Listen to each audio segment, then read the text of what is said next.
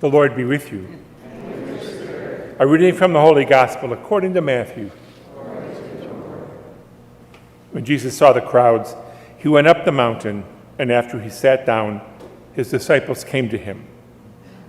He began to teach them, saying, "Blessed are the poor in spirit, for theirs is the kingdom of heaven. Blessed are they who mourn, for they will be comforted. Blessed are the meek, for they will inherit the land. Blessed are they who hunger and thirst for righteousness, for they will be satisfied.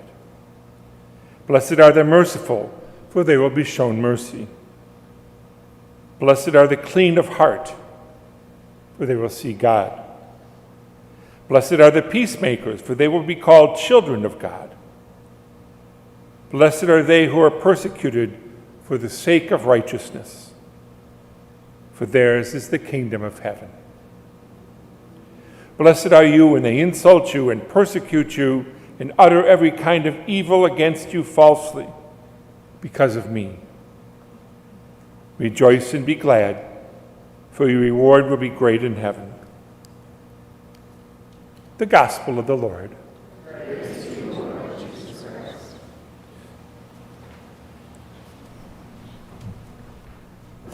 There was a comedian in the middle and beginning of the last century, so you have to be of a certain age to remember him.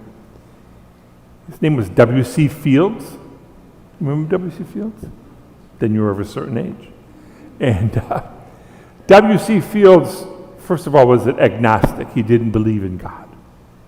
And he made that well known. And not only did he not believe, but he didn't like any kind of religion or people who professed any kind of religion.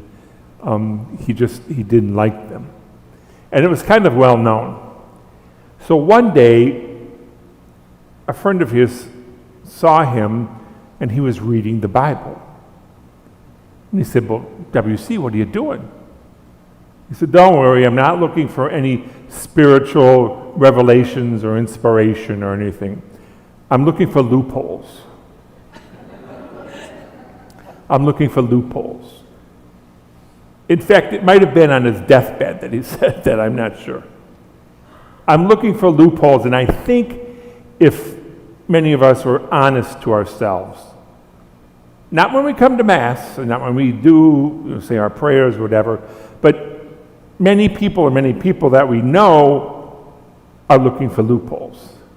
Or they've found loopholes, or they think they've found loopholes to get beyond what Jesus is teaching, to get beyond what Jesus wants us to know. As I said at the beginning of Mass, this is the first of 5 times in the Gospel of Matthew that Jesus tells his disciples to sit down and to listen because I'm going to teach you something. All of us have been to school, some of us longer than others perhaps. I don't know if you've ever been a teacher in a school before, whether elementary or high school or college or university.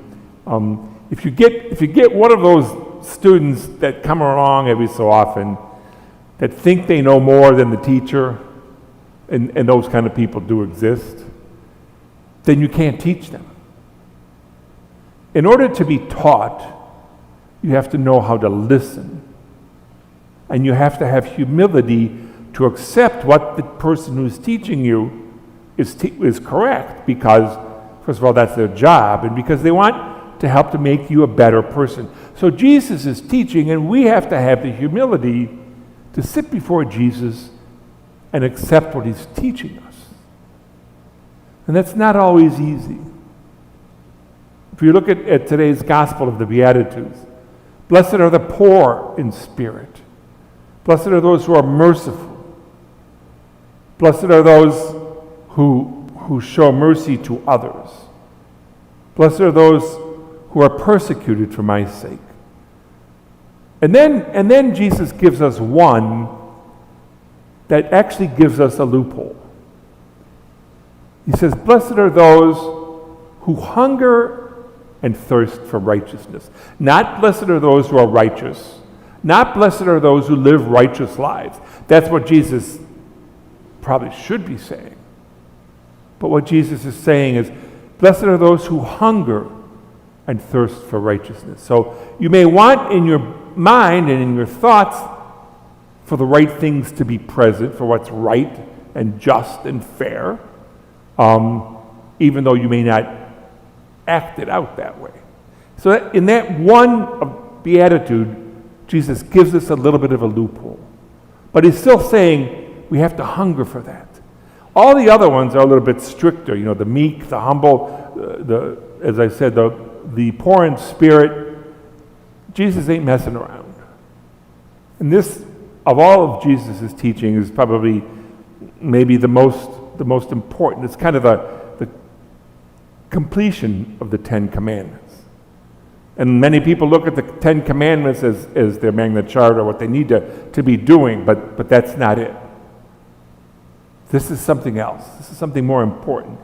And we do have that loophole because Jesus knows us. As for the rest of what Jesus teaches, we have to sit down, like I said, and listen to what he's telling us to do, how to be disciples, what to do, what to believe, how to act, to be disciples. He's called us, he's also called his disciples 2,000 years ago. And he is telling them, instructing them, he's teaching them, he's the teacher. And just as when we go to school, we need to listen to that teacher. We need to trust that teacher is instructing us what is right and proper and true, and we have to have the humility to accept that. So it is with Jesus. So blessed are the humble, and blessed are we when we have that humility.